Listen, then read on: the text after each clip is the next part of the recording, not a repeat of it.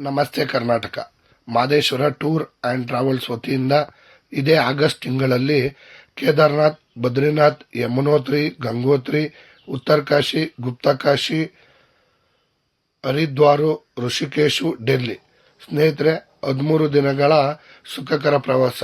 2 ಕಡೆ ವಿಮಾನದಲ್ಲಿ ಪ್ರಯಾಣ, ಕರ್ನಾಟಕ ಶೈಲಿಯ ಊಟದ ವ್ಯವಸ್ಥೆ. ಸ್ನೇಹಿತರೆ ಕನ್ನಡದ ಗೈಡಿನ ಜೊತೆಯಲ್ಲಿ ಇರುತ್ತಾರೆ ಹಾಗೂ ಕರ್ನಾಟಕ ಶೈಲಿಯ ಊಟದ ವ್ಯವಸ್ಥೆ ಇರುತ್ತೆ.